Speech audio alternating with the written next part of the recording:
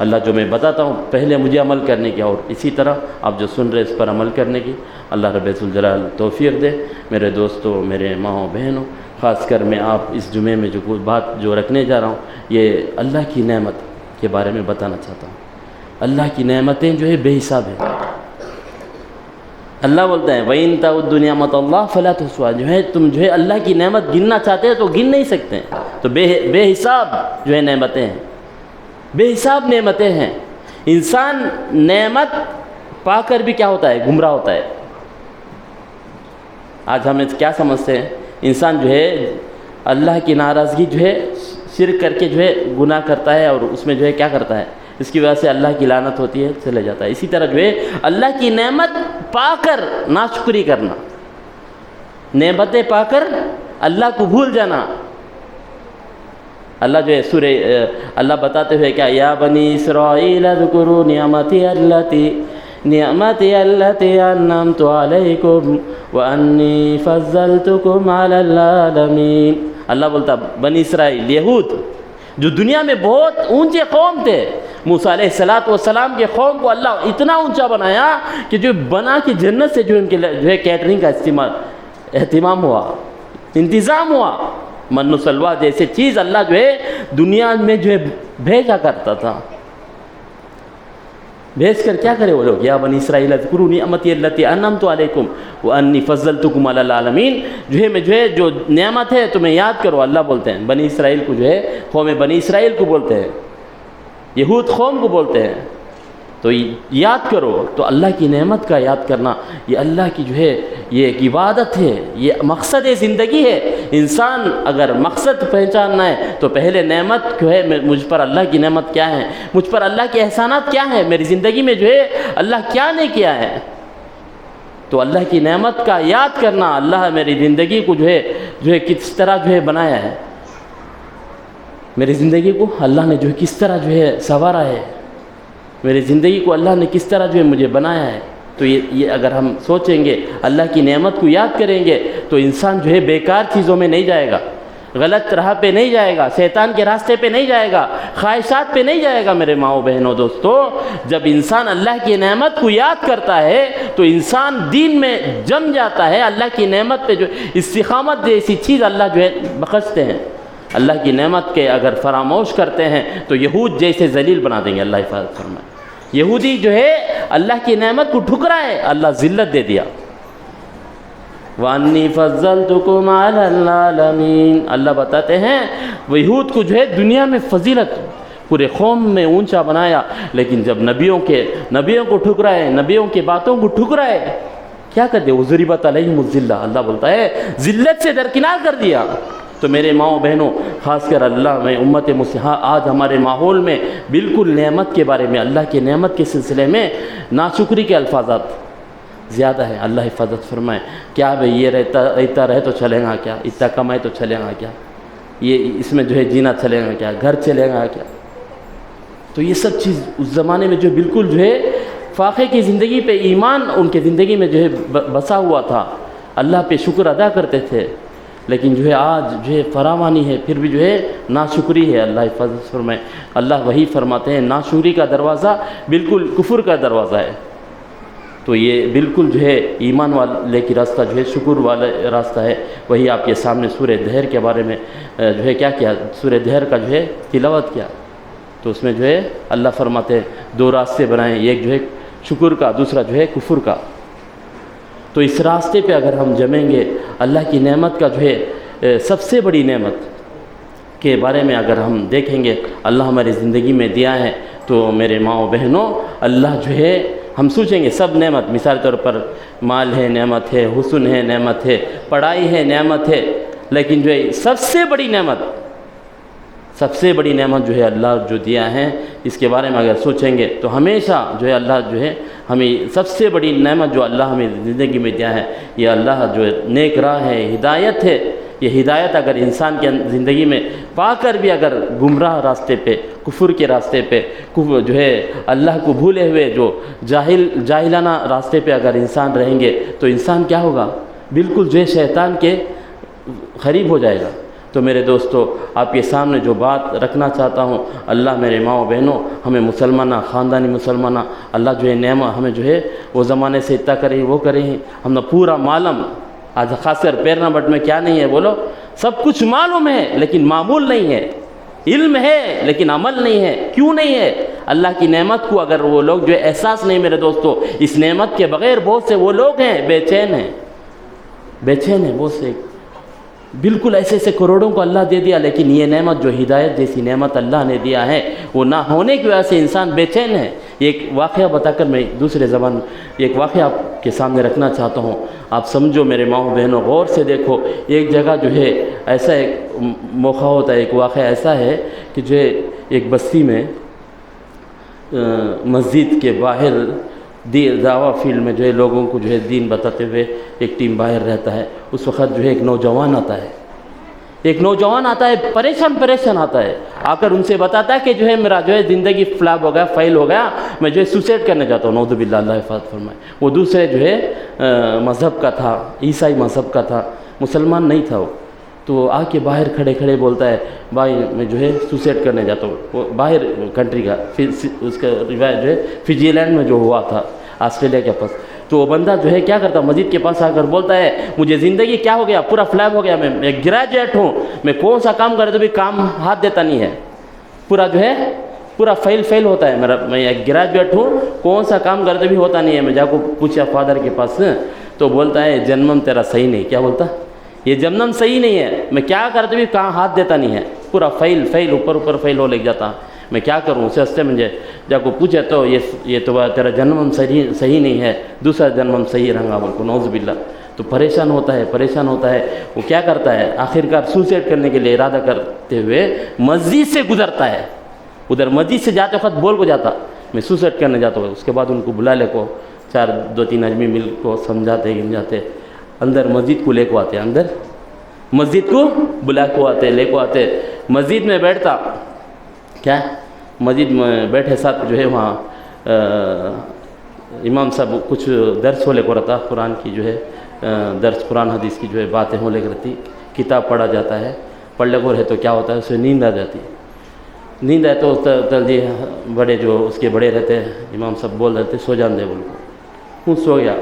سونے کے بعد اڑتا ہے، اس کے بعد اچھی طرح سوتا ہے، سونے کے بعد اڑتا ہے، اور اڑتے ہوئے کہتا ہے میرے بھائیوں، میرے ماؤں بہنوں، اڑتے ہوئے بولتا ہے یہ سچا دین ہے، یہ جو ہے حق دین ہے، مجھے جو ہے نیند آنے کے لیے بہت سے مہینے سے نیند نہیں آتا تھا، مجھے جو ہے صرف اس مسجد میں آ کر بیٹھنے کی وجہ سے جو اتنا نیند آیا، میں جو 15 گولی کھا لیا ہوں، نیند نہیں آیا، بہت مرتبہ میں سوسائڈ کرنے سے گولی زیادہ بھی کھا لیا، نیند نہیں آیا، لیکن یہاں آ کر میں بیٹھا، علم حاصل کرنے جو اس مسجد میں آ کے بیٹھا، فوراً اتنی جو سکون آئی، تو یہی دین حق ہے، یہی دین سچا دین ہے، انہیں کیا کرتا، فوراً کلمہ پڑھ لیتا۔ تو میرے دوستو یہ نعمت ہمیں اس کا احساس نہیں ہے، مسجد کا احساس نہیں ہے، مسجد میں بیٹھنے کا احساس نہیں ہے، مسجد ہمارے لیے جو کتنی جو ہے اللہ کی طرف سے نعمت ہے، اس کو نہیں سمجھے، ہدایت کے بغیر انسان بے چین ہے، نیند نہیں ہے، وہ لوگوں کو پریشان پھرتے ہیں، بہت سے ایسے لوگ کروڑ پتی ہیں، ہدایت کے بغیر جو ہے لوگ، وہ ہدایت جیسی نعمت، ایمان جیسی نعمت نہ ہونے کی وجہ سے انسان پریشان ہے میرے دوستو، وہ لوگ جو ہے بے چین ہیں، ان کو نہیں پتہ ہے زندگی کیا ہے، ہمیں کیا، کس لیے زندگی کا مطلب کیا ہے، اللہ کیا کہتے ہیں، اللہ کون ہے، پروردگار، دنیا کس لیے ہے، یہ سب کچھ نہیں سمجھ۔ جب انسان کو ہدایت نہیں ہے، کلمہ نہیں ہے، تو انسان کیا ہوتا ہے، پریشان ہوتا ہے۔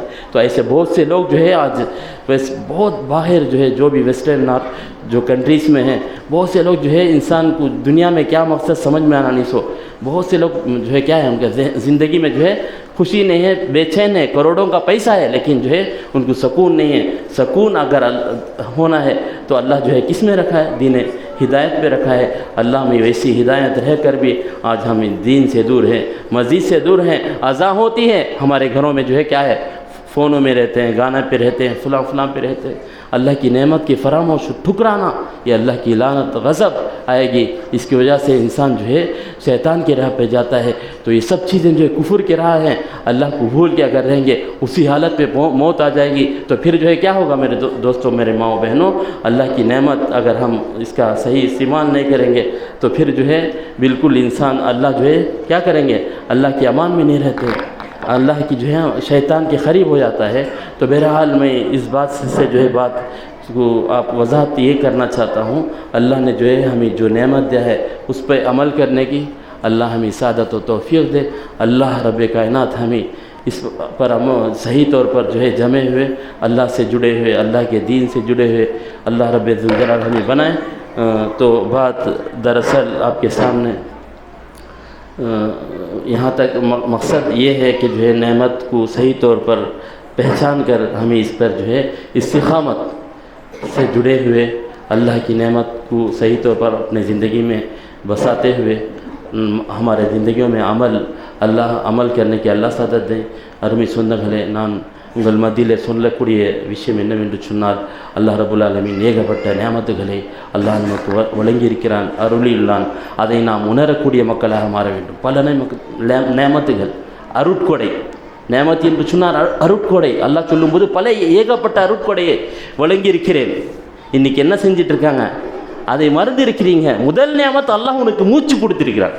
அல்லாஹ் சொல்லும்போது அல்லா தஆலா இன்சானி ஹீனு மினத் தஹரி லம் யகுன் ஷையன் மஸ்கூரா, சூரா தஹரிலே இருக்கக்கூடிய விஷயத்தை நான் சொன்ன முதல் அத்தியாயத்தை ஓதினேன். அல்லா தஆலா இன்சானி ஹீனு மினத் தஹரி லம் யகுன் ஷையன் மஸ்கூரா.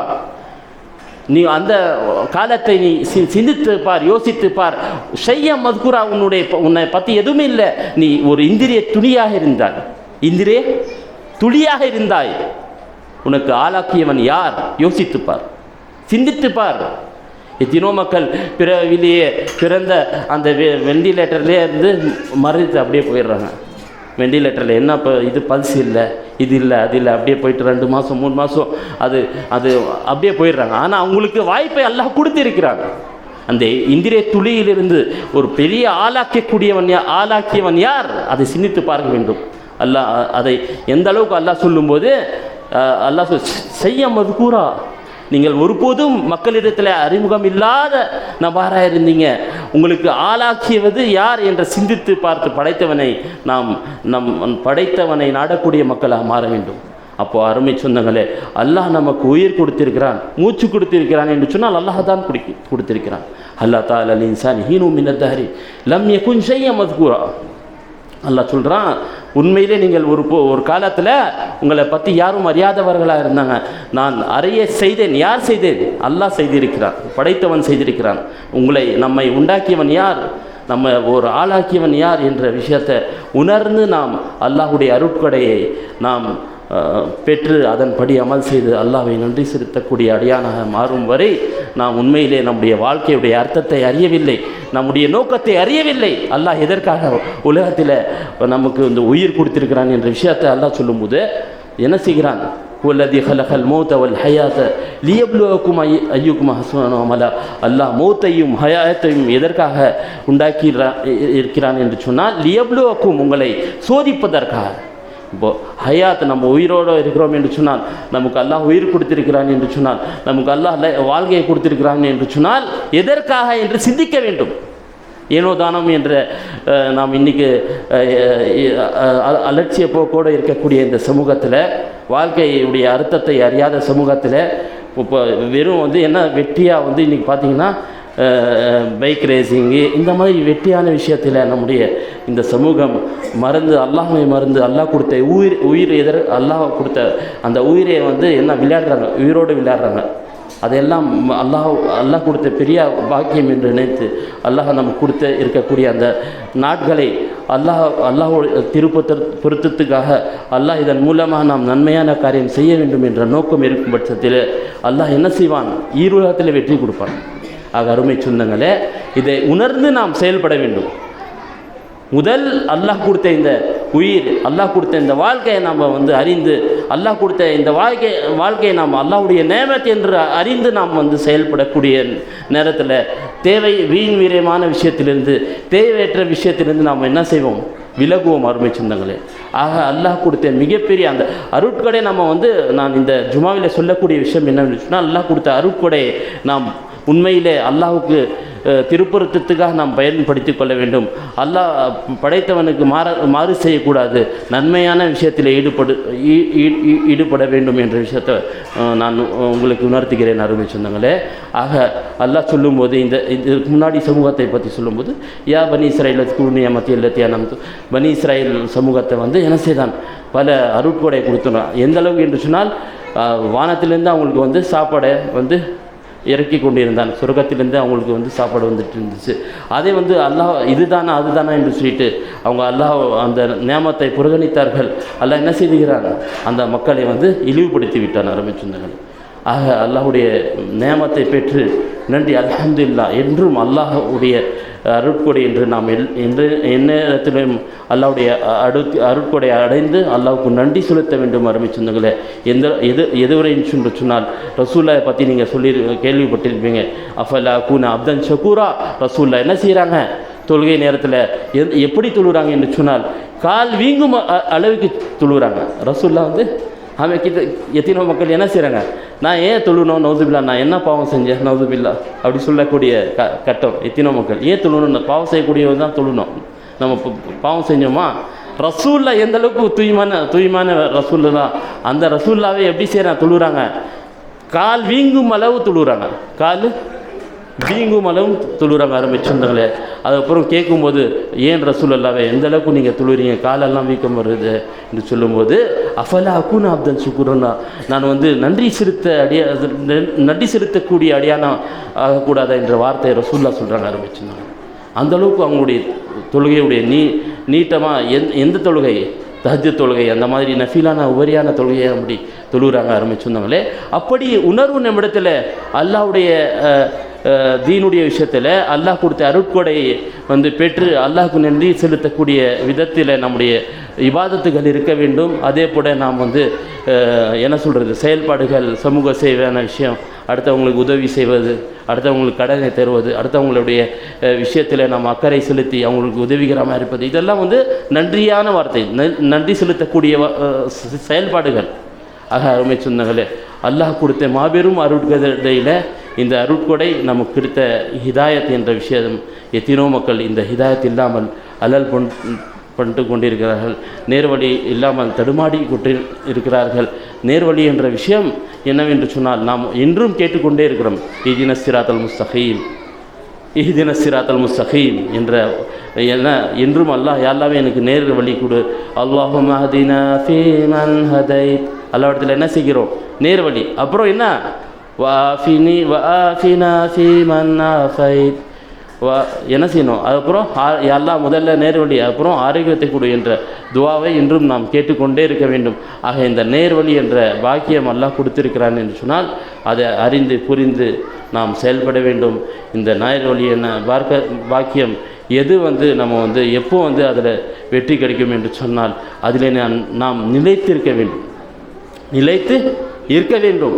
சும்மஸ்தகாம், அடியான் என்ன செய்வான், ரப்புன் அல்லாஹ், என்னுடைய ரப்பு அல்லாஹ் என்று சொல்லிட்டு அப்புறம் சும்மஸ்தகாமும், அதுக்கப்புறம் அதிலே நிலைத்திருந்தால் தத்தனஸ்ஸலு அலைஹிமுல் மலாயிகா, அதன் மூலமாக அல்லாஹ் என்ன செய்கிறான், அது அல்லாஹ் அடியானுக்கு உதவிக்காக மலக்குமார்களை இருக்குவான் அருமை சொந்தங்களே.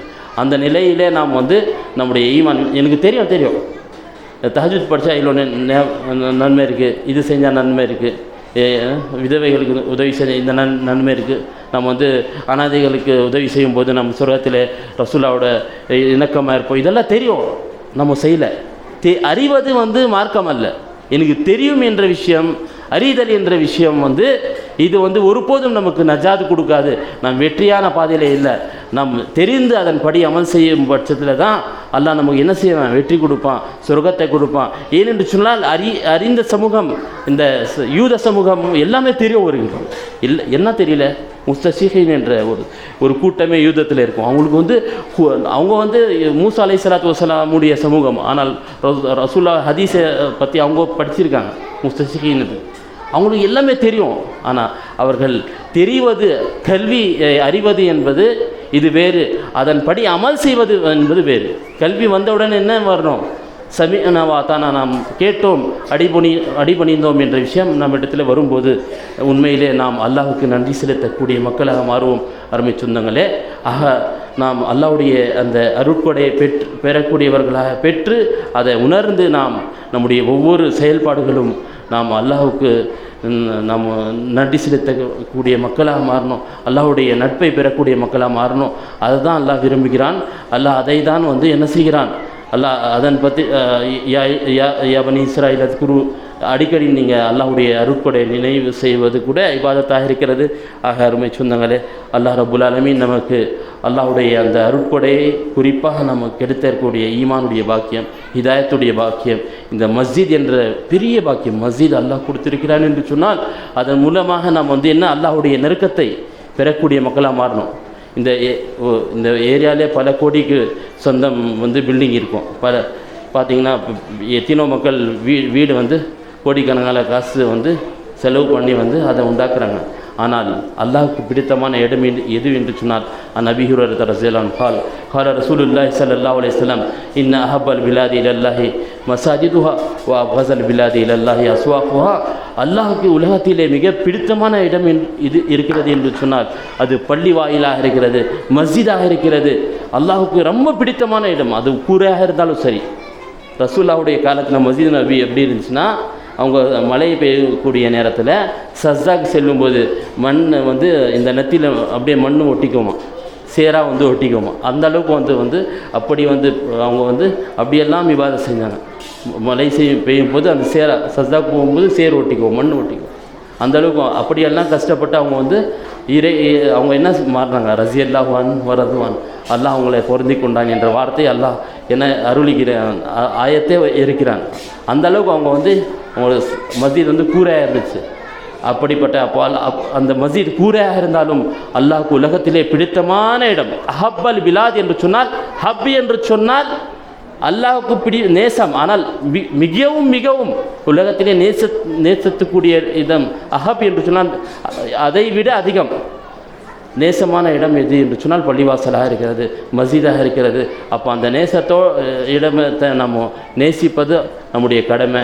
அதோடு நாம் உறவோடு இருப்பது பள்ளிவாசல் என்றும் நாம் நம் தொடர்போடு இருக்கிறது. தொழுகையில் எல்லா விஷயத்தில் நம்ம ஈடுபாடோடு இருப்பது இது நம்முடைய உரியமாக இருக்கிறது, கடமையாக இருக்கிறது. அருமை சொந்தங்களே, நாம் அல்லாஹ் இந்த நேமத்து கொடுத்த நேமத்துகளை எண்ணி நம்முடைய வாழ்க்கை அமைத்து இருளை வெற்றி பெறக்கூடிய மக்களாக அல்லாஹ் ஆக்குவானாக.